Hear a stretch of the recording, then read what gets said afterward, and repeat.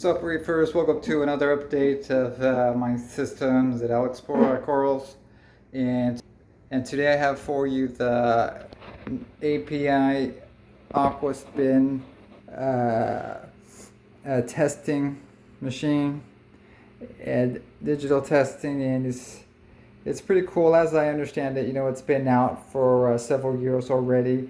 However, they've only marketed it to retail stores and expected them to buy it and do tests for the store, but as well as their customers, and then sell the test of those to the customers. And so yeah, here it is though. It's pretty impressive as it tests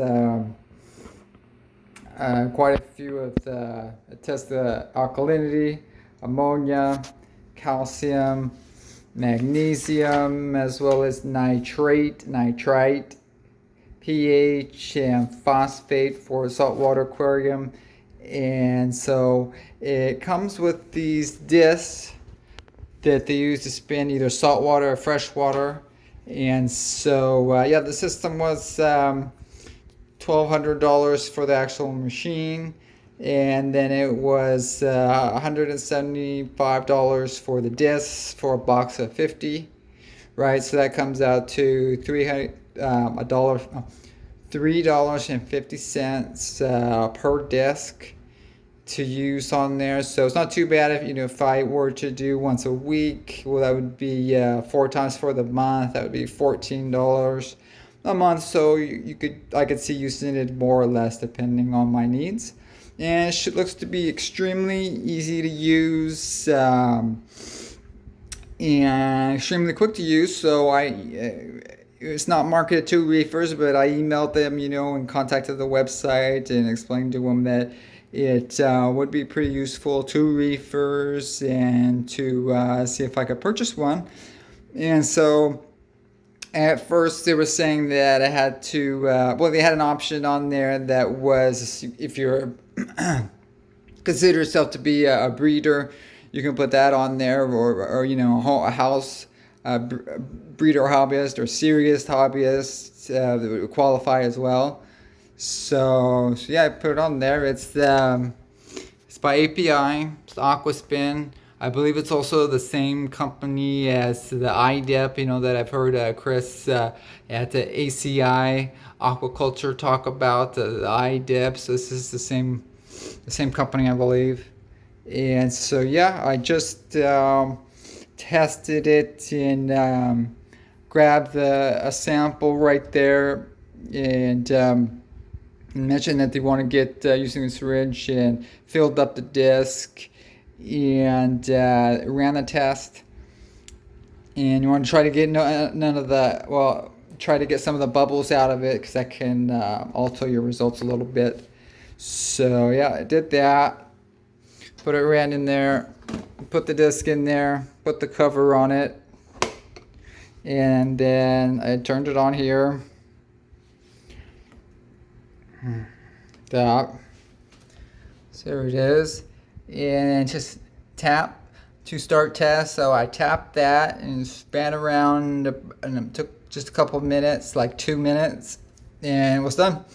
So here you can tap right here and select the salt or the freshwater, and that's it. So it went right here. This is my test history of it. Yeah, this is my test results. So there it is right there. Alkalinity, it's 129 parts per million, and so because it's in parts per million, we could switch that over. It's 129 times that by 0.056 to change it over to, that's a 7.2 DKH, or digital alkalinity. So that's what mine is. And the pH 7.9, phosphate is 0.2, and that's the minimum detection level rate for the phosphate. So it's either in somewhere below that range. And it says it tests the phosphate. Well, I'll come back to that results. So calcium 424, magnesium 1211, ammonia 1.3, nitrite 1.4, and that's probably because I added a whole bunch of new corals yesterday, and a couple of them didn't make it, so there was definitely a little bit of die-off there. That might be that, as well as I'm increasing my feeding way up because I think I'm not feeding nearly enough, and I lost one too, that my Tyree Red Dragon, so I'm increasing. I'll get into that a little bit later as well. Nitrate at 0. So there's that, and so it has here the table right here of its saltwater disk and what its range is, right? So alkalinity tests from 0 to 300 parts per million, has accuracy, and then the minimum detection limit, which is 15 parts per million for alkalinity. So yeah, so it tests the ammonia, calcium, your magnesium, your nitrate from 0 to 60 parts per million, and with a minimum detection rate of 5 parts per million. And so with the nitrite pH, okay, now the phosphate is the 0 to 2 parts per million, like I said, and then there's the minimum detection rate of 0.22 parts per million. So even because it goes from 0 to 2, I'm not sure how accurate it is, between the 0.2 and the 2. So anyway, it gives you a range there, at least if you hit the 2 or above 2, that you're way up there. So, and there are also I let them know that the lower phosphate levels for reefers, they would be interested in, would be the 0.03 to the 0.1 parts per million. So they'll probably add that on there later as a future update, as I understand it. So yeah, there it is, and pretty. Has a quick reference guide on there as well. It's pretty easy to use, and so I'll let you know on future videos how well I like it and everything. And yeah, so also have before I get into my new corals, I also have the Apogee par meter that I purchased on Bulk Reef Supplies. So thanks, Ryan, for this one, and it's definitely a must-have almost, as far as getting into figuring out what your par readings are, and not to chase numbers too much, but at least you have an ideas of this, of what is going on with your light levels. New corals, with just not enough light, too much light. This is just a huge help in that direction there. This was like in the $500 range, I believe, and so it's a really good meter. Pretty satisfied with it so far. For instance, I've used it over here on this guy with these Kessel 360Xs, and it's pretty interesting because it's pretty surprising to me just about how much the par changes if you just adjust the height just by only 1 inch. So like right there, I have it at, that's the 5 inches above the surface water right there, right? And so this is 13 inches deep, and I'm getting about 200 par on the bottom of the aquarium right there. But I noticed, I just drop it down to 1 inch, and that 2 goes to 300, right? And then at 1 inch lower, it goes from 400 par, and an inch lower, it goes from 500 par on the bottom of the aquarium. And if I go all the way down straight to the water surface, it just goes straight up, and I'm hitting like 800 800 par at the bottom of the aquarium there, you know, and then right under the surface of the light, it's like 3,000 par or something, right? Maybe 4,000 par. And so yeah, for reference though, also the sunlight, natural sunlight, as I tested, it actually was just like between 2,000 par, you know, to 1,500 par, and then like kind of a filtered direct sunlight that was like right in there between the 300 to 500 par range. So so yeah, it was interesting. I did this one as well as the 3-gallon over there, and it was so it's really critical or useful, you know, if you want to decrease or increase the par, you can lift up the lighting and bring it down, and but it's just so sensitive. Like you bring it up too much, just a few inches there, and then the par is not enough, right? It's down like at 50 or less at the bottom of the aquarium. So anyway, with the par meter, you can at least have an idea of what that actually does, you know, instead of just trying to ballpark it all based off months of observation of your corals reacting to the light level, right? So yeah, I'm pretty happy about that. And just to update, I got a new shipment of corals in right here.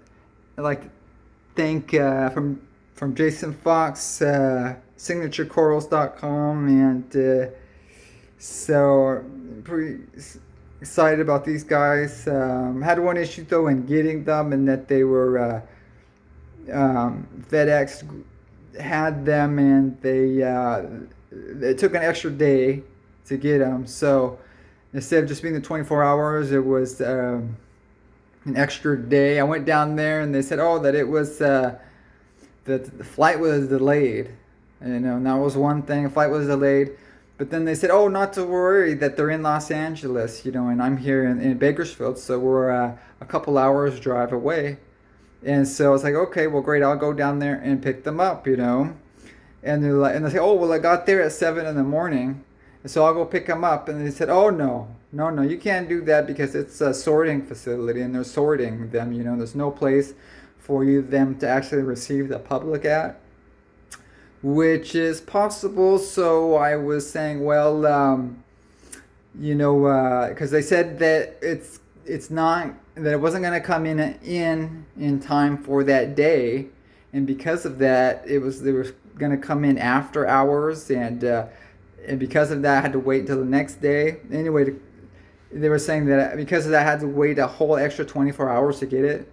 I think if they were just was just kind of like they were trying to smooth things over by saying it was in Los Angeles, when in fact it hadn't even arrived in the state yet. You know, they probably sent it to Alaska, or it was in China somewhere by mistake.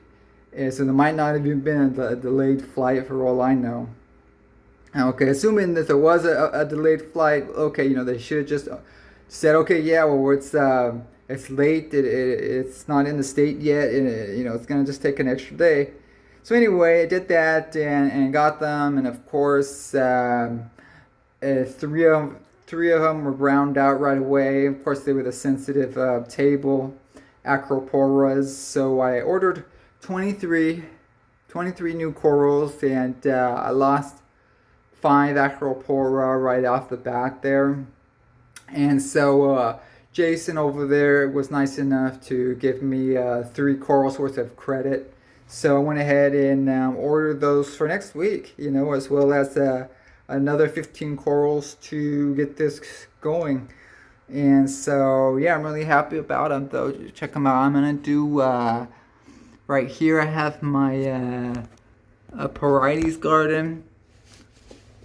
My Porites right there. So I'm going to do a Porites garden, as well as my Montipora right here. I've got, this is the Kung Pao Montipora, and I got this Montipora right there. This is the Worldwide Corals grafted cap. It's cool because it has the yellow and the green on there, just like the that mixes in green or mixes in orange. It changes as it grows, so it's a pretty trippy Montipore that's a mix of the green and the orange. And it's just kind of a random growth patterns as I understand it, or if it changes colors even. So that one, there we go. I got this. This is the Porites. This is the Darth Maul red Porites. I got the that's like a Christmas, like a red and green Porites right there. And I got that. That's a green Samo coral. And let's see, I got my Aquaporas right here. This is red table. That's the PC Superman acro right there. And then this one is that's the Tyree Tyree something. I can't remember what it was, but that's another blue one, green one right there. In the back, that's a green stag. And so yeah, I got this. That one's the Anna Acropora right there. And I'm gonna have like that's a Porites. That's the Stylophoras. I got the.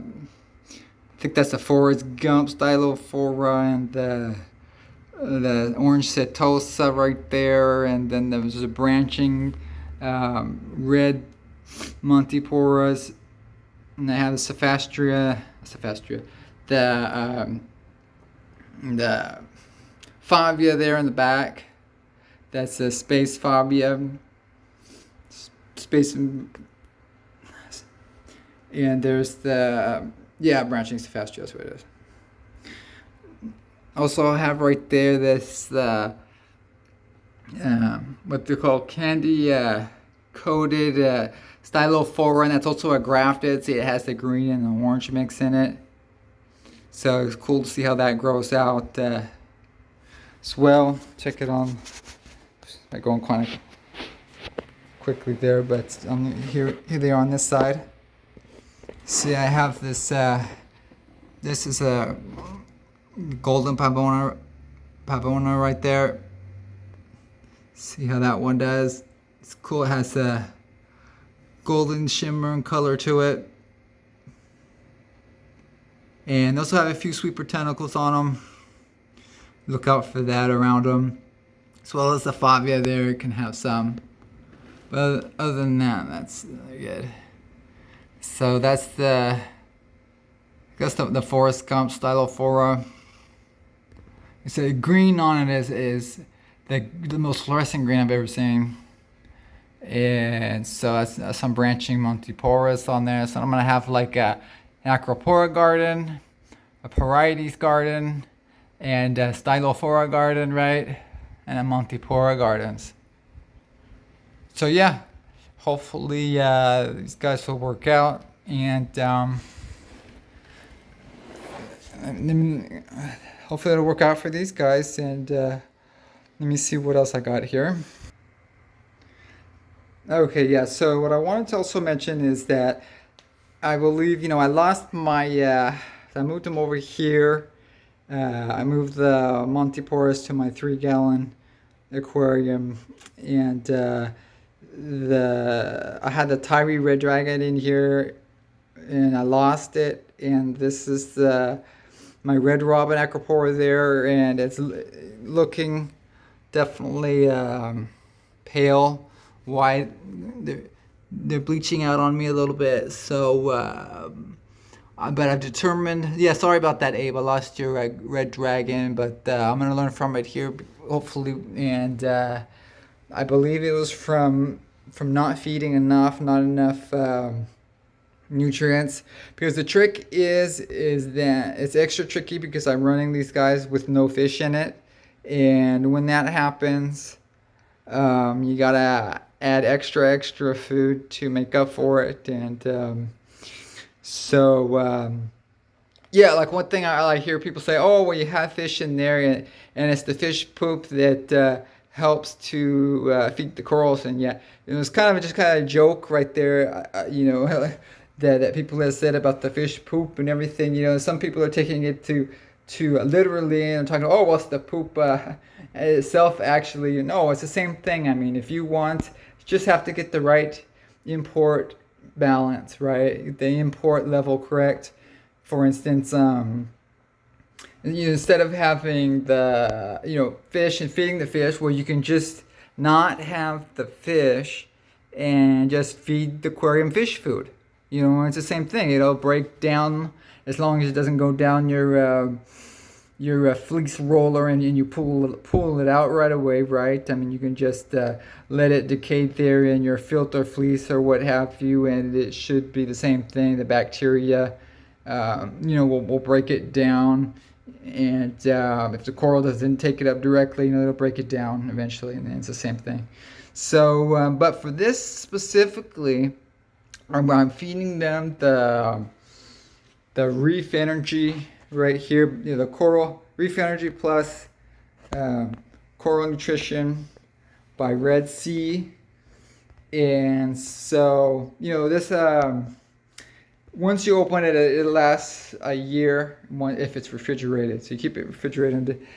But on this one right here, see, I was following the instructions on here to add it in there, the amounts. And so I have the Reef Tank Type C, the SPS Frags, 4 milliliters per 25 gallons. So that's what I was, that's the ratio that I was using. And so clearly it needs to be much more than that, because it was my fault because I didn't read this carefully enough, right? Because they're saying that, well, it's 4 milliliters for your SPS frags or for your mixed reef type. Okay, and then if you're doing SPS dominant, where you have a full growing SPSs in there, they're saying 8 milliliters per 25 gallon, right? But what I didn't see was this one right here, the ULNS, the Ultra Low Nutrient System. If you're running that or something similar, which in my case is because I don't have fish in there, which I didn't consider, they're saying 12 milliliters plus, actually. So then they're saying that 12 milliliters, but if you're using, well, especially LED lighting, it says increase the dose.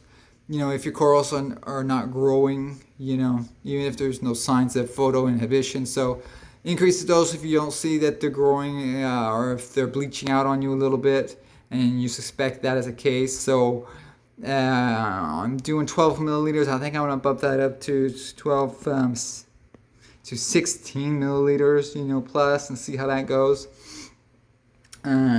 daily. I also have on there, the Reef Roids ready to go. I haven't used them yet and everything, but you could add that frozen. I could add the frozen foods or just the straight flake and dry stuff, like I said, throw it in there and have it break down, and it's the same thing. So it's just about getting the right balance, I believe.